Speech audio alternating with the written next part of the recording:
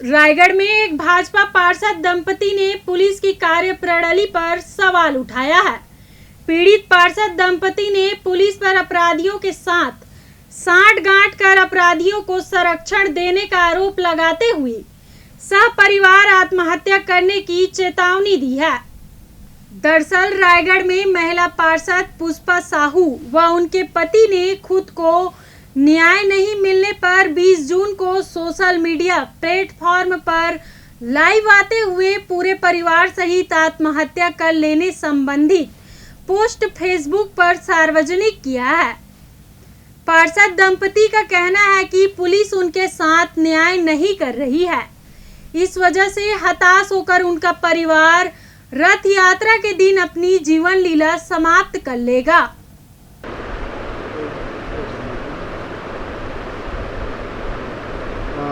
Ma'am बताएंगी, आप लोगों ने सोशल मीडिया के माध्यम से आपने एक पोस्ट लिखा है, उस पोस्ट के बारे में बताइए। सामूहिक आत्महत्या करना चाहते हैं आप, क्या परेशानी हो गई है और क्या पूरा मामला? मैं वार्ड क्रमांक 34 की पार्षद पुष्पा निरंजन साहू बोल रही हूँ। हम लोग जब से चुनाव लड़े हैं तब से जीते हैं तब से ना हम लोग के विरोधी दल इतना हम लोग को प्रताड़ित कर रहे हैं, इतना प्रताड़ित कर रहे हैं, हम लोग को जीने नहीं दे रहे हैं।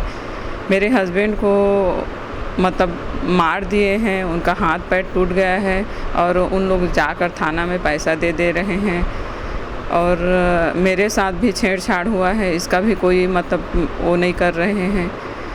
मतलब इतना हम लोग टूट गए हैं कि हम लोग समाज के बीच में अब जीने की इच्छा नहीं कर पा रहे हैं। समाज के बीच में इतना हीन भावना से देखते हैं लोग कि मतलब इन लोग ऐसे हैं करके। जहर सेवन भी किए थे बीच में आपने? हाँ, मैं जहर सेवन भी की थी। कौन कैसे प्रताड़ित करता है, क्या वजह से? इन लोग बाहुबलियों हैं ना, मतलब एकदम मतलब बहुत ज़्यादा मतलब वो प्रताड़ित कर रहे हैं, किसी को मार दे रहे हैं, किसी को और कुछ कर दे रहे हैं और थाना में अपना जाकर प्रोटेक्शन ले रहे हैं, वहाँ जाकर बैठ जा रहे हैं, हम कुछ किए नहीं हैं करके। और हम लोग पार्षद रहते हुए भी हम लोग के साथ इतना कुछ हो रहा है तो आम जनता के साथ क्या नहीं होता होगा। कौन परेशान है? कमलेश्वर साहू और केपी साहू का, शैलेंद्र साहू और केपी साहू। बता दें कि पार्षद दंपति की चुनावी रंजिश की वजह से उनका विवाद चल रहा है, जिसकी शिकायत थाने में दर्ज की गई है। आरोप प्रत्यारोप के बीच दोनों ही पक्ष को जेल की हवा भी लग चुकी है। इस मामले में जब हमने अतिरिक्त पुलिस अधीक्षक से बात की तो उन्होंने बताया कि पार्षद दंपति द्वारा पुलिस पर लगाए गए आरोप बेबुनियाद हैं। सर, एक पार्षद है भाजपा से, फेसबुक में एक पोस्ट लिखा है सामूहिक आत्महत्या, क्या सर मामला क्या है, किस तरह से आपके संज्ञान में आया है, क्या जांच की जा रही है उसमें? एक वार्ड पार्षद के द्वारा ऐसा पोस्ट फेसबुक पे कल किया गया है कि सामूहिक रूप से वो आत्महत्या करेंगे और उनका ये कहना है कि उन्होंने रिपोर्ट किया था थाने में और थाने में कोई कार्रवाई नहीं हुई। बेसिकली देखा जाए तो ये झगड़ा पुराना है, 4 वर्षों से है। उनका जो चुनाव समय चालू हुआ, 2 पक्षों में चुनाव लड़ा, एक पक्ष ने जीता, एक पक्ष ने हारा और उस समय से छुटपुट की लड़ाई चलती रही है। दोनों एक दूसरे के ऊपर आरोप प्रत्यारोप लगाते रहते हैं और थाने में आवेदन प्रस्तुत करते रहते हैं। थाने के द्वारा उसमें विधिवत कार्रवाई की जाती रही है अभी तक और उस आवेदन की भी जाँच की गई है जो उनके द्वारा दी गई थी, परंतु ऐसा कोई तथ्य नहीं आया था उसमें जिसमें कि प्राथमिकी दर्ज की जानी होती है। उसके बावजूद भी जब ये पोस्ट किया गया है तो आज पुनः दोनों पक्षों से हम बातचीत कर रहे हैं संज्ञान में लेकर के और जो तथ्य आएगा उसके हिसाब से हम उसमें कार्रवाई करेंगे उस पर। सर, जिस पार्षद ने पोस्ट लिखा है वो पूर्व में पति और एक महिला का जेल भेजा चुकी है, क्या इसी मामले संबंधित है वो? ये दोनों बताया ना कि इनका झगड़ा पहले से ही चल रहा है और आरोप प्रत्यारोप लगाते रहते हैं, कभी इसके आवेदन को जेल जाता है, उसका आवेदन को जेल जाता है। आप बता रहे हैं कि वो जेल गई थी, एट्रोसिटी एक्ट में जेल गई थी, वो जगह गया था उसका पति। अभी उसके आवेदन पर जिस पक्ष के नाम से सामूहिक आत्महत्या करेंगे बोल रहे हैं, जिसके आतंक से उसको जेल भेजा गया था, जो ये तथ्य आ ही नहीं रहा है मीडिया में। तो ये दोनों पक्षों का आरोप प्रत्यारोप लगते रहता है और जैसा तथ्य आता है उसके हिसाब से पुलिस कार्रवाई करती है। पुलिस के ऊपर जो आरोप लग रहा है वो बिल्कुल निराधार है। पुलिस समय पर और सही तरीके से विधिवत कार्रवाई की है इस पर। समाचार पत्रों व न्यूज चैनल के माध्यम से हमें सामूहिक आत्महत्या की बात पता चली है। दोनों पक्षों को बातचीत के लिए बुलाया गया है। हम दोनों पक्षों से बात करेंगे।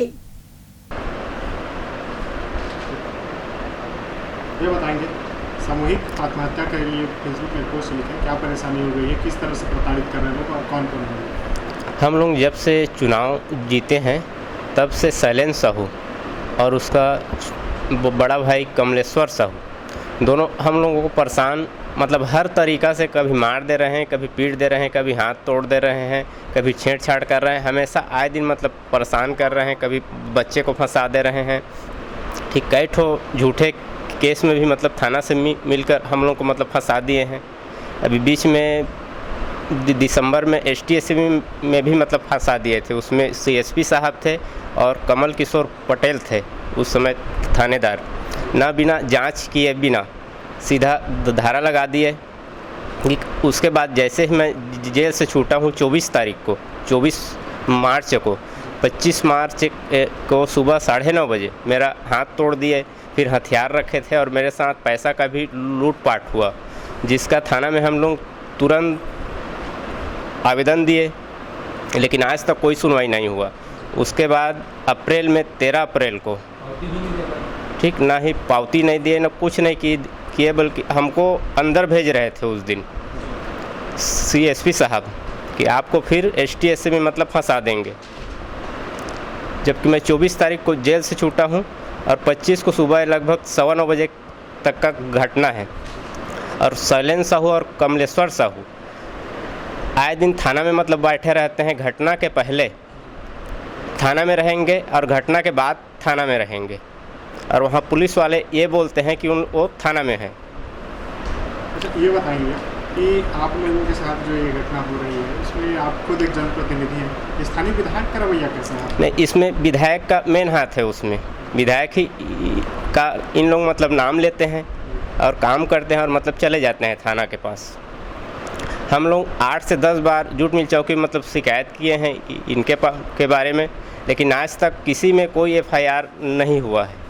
इसलिए हम लोग अब जीना नहीं चाहते हैं। रायगढ़ से सत्यजीत घोष की रिपोर्ट SEN 24।